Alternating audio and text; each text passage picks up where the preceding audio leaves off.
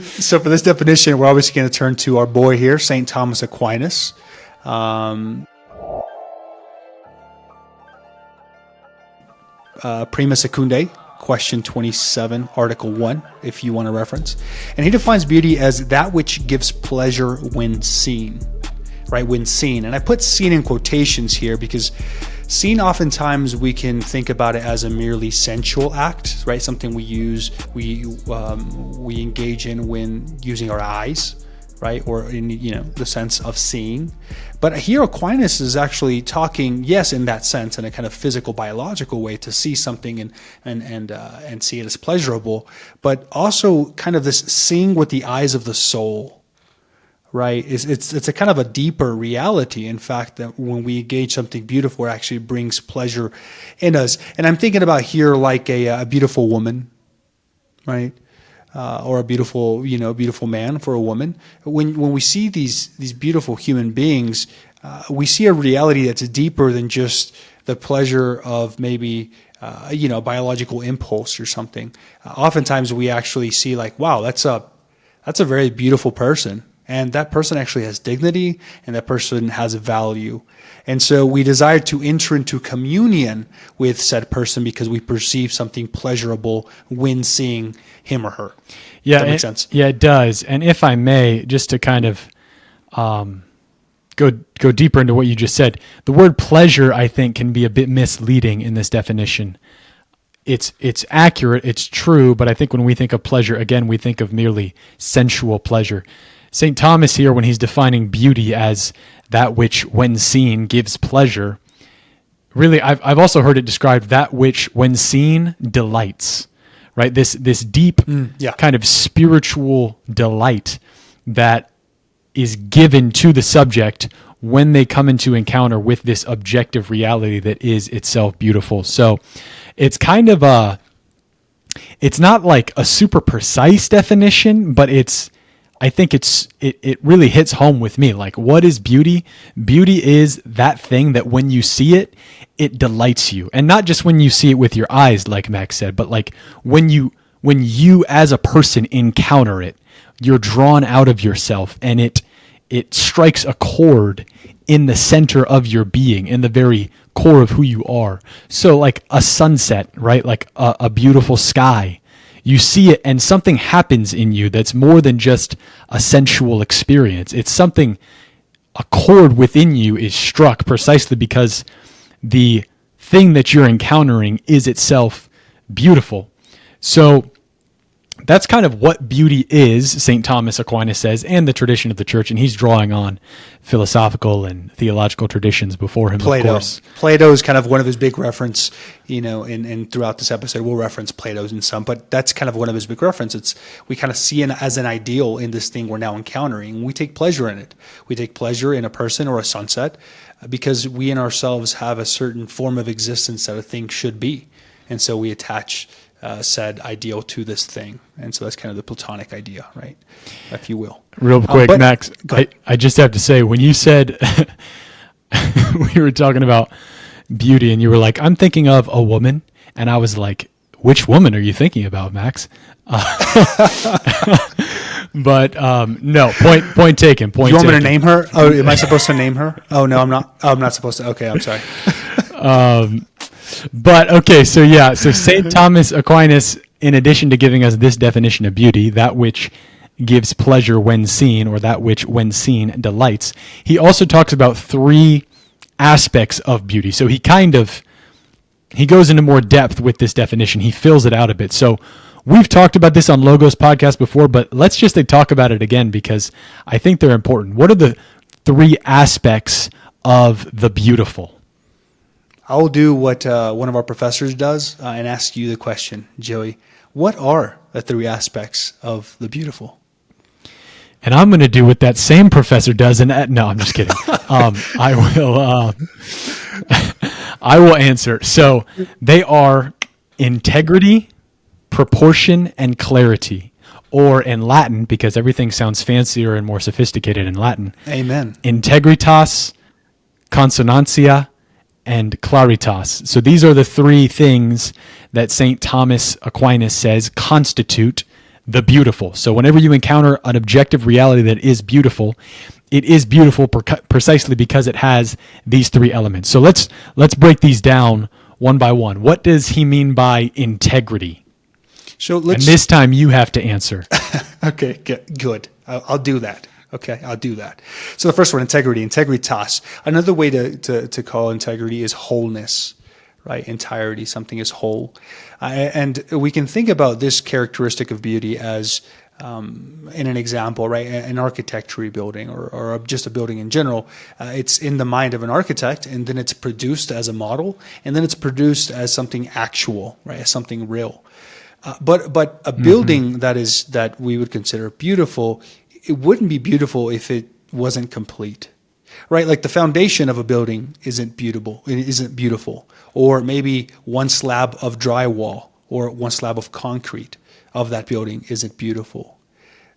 But when the building is complete, maybe we add some garnishing to it, maybe some Gothic symbols, maybe some romantic outlining, maybe some Arabian stenciling, then all of a sudden a building becomes illuminating because it's entire, because it's whole, right? And so I add the garnishing part because even a building when it's done isn't done until you start adding the things that make it not just a building, but maybe a home, but maybe an office space, right? But maybe a hospital, these kinds of things. So.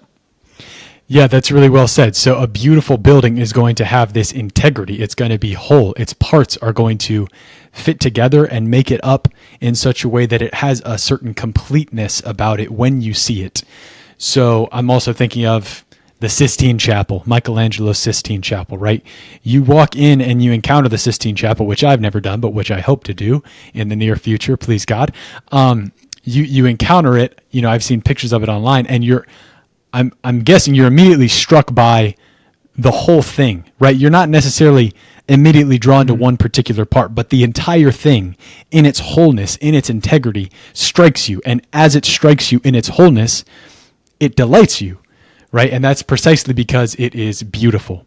So that is the first aspect of beauty, integrity. The second one is proportion, right? So this is a certain harmony between the parts and the whole, right? So the parts fit together in such a way, they are organized and harmonized amongst themselves in such a way that they are proportionate and therefore beautiful.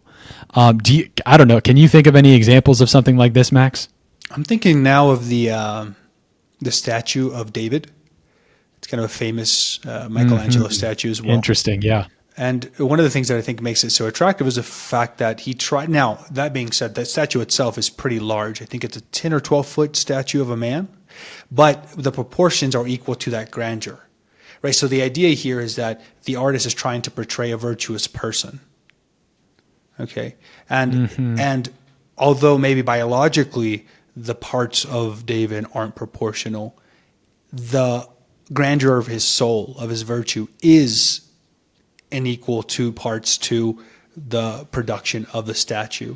And so what makes it beautiful? Well, we can say in one sense it's beautiful because there's a harmony between the kind of magnanimity of the soul of the person, his parts, and now the statue, the material used to compose this thing. Yeah, that's a really cool example. And I'm thinking now that you mentioned that of, again, Michelangelo's Pietà, right? So Mary holding the crucified Christ.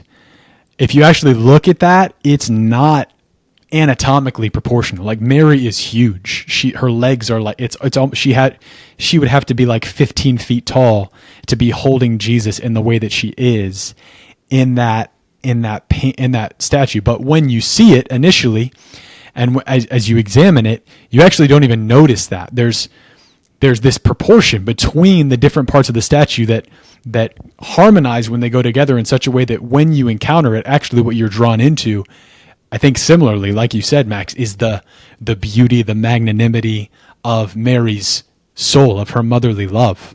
And I have another example here. Sorry, I have another example here that I think it's a little less abstract, right? For those who aren't familiar maybe with the Pietà or familiar with the statue of David. Think about like just a family picture, right? One of the things that makes family pictures so beautiful is when people are wearing the same thing, when they're enjoying themselves at the beach, and when they're all there. Yeah. Right? When somebody is missing from the picture because either they passed away or maybe an addiction or maybe some other reason they weren't able to make it, the picture is not the same. And people are in a bad mood because they don't even want to take the picture anymore, because you're like, well, why are we going to take the picture? Not everybody's here. It's a family picture and we're missing part of the family here.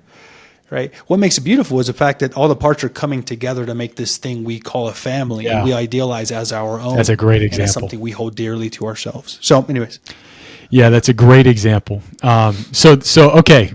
Good. So beauty, what makes something beautiful? It's that which when seen delights, and some of the reasons that a beautiful thing delights is because it has, 1, integrity. Number 2, it has proportion. Number 3, the third one is, well, Max, would you tell us what the third one is? Clarity, right? Or in Latin, claritas, because we bout that life, right? You can also call it radiance, right? Or truth. Clarity. What does clarity do, right? It tells us, it kind of gives us a gaze into something more clearly. It helps us recognize something. It gives us knowledge about the thing encountered. Thinking about like maybe the beauty of a grandmother, right? Maybe we're attracted to her cooking. Maybe we're attracted to the way that she treats people. And it's actually in the way that we're attracted to her cooking or to the way that she treats people, they were actually able to know more about her. Yeah. We're able to know more about who she is. She sacrifices, and she has sacrificed herself to give herself in this way for, to you and to maybe most of her grandchildren and children for most of her life. And so you're drawn into kind of this clarity of who is this person. And maybe you're attracted to this particular thing at a given moment, but you're actually attracted to the person itself, your grandmother itself, your grandfather itself. And this is another kind of characteristic of beauty, is it helps you recognize something more valuable about whatever given thing. I use a person as an example. We can talk about a building, we can talk about a musical piece, we can talk about anything else. Yeah, that's very well said. Clarity is this light that is given to us, this radiance that is emitted from the beautiful thing in such a way that when we encounter it, we come to know the truth of the thing, and in a sense also the truth about ourselves.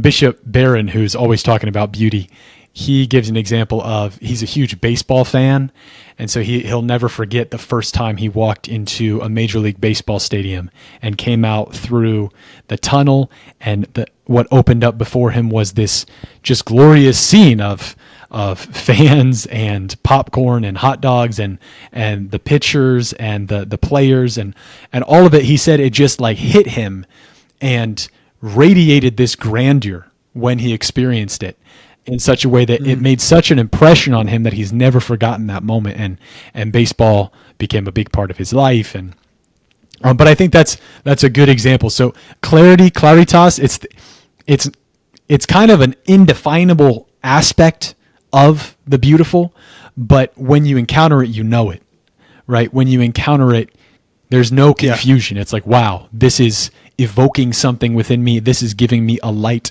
that I did not previously have. So these are the 3 aspects of beauty, and I just want to highlight the fact that beauty, these aspects are objective, right? So what Max mentioned at the beginning of the episode with phenomenology and then also metaphysics, which I tried to attempt to translate into layman's terms, what we're saying, what St. Thomas is saying, is that something is beautiful objectively. Something is beautiful regardless of whether or not I am actually attuned to its beauty, because it often happens in this world that we're wounded by sin, right? We are kind of numbed to actually really beautiful things because we immerse ourselves in things that are ugly so often. And so what often happens is that we can encounter beautiful things and not immediately be able to recognize that they're beautiful.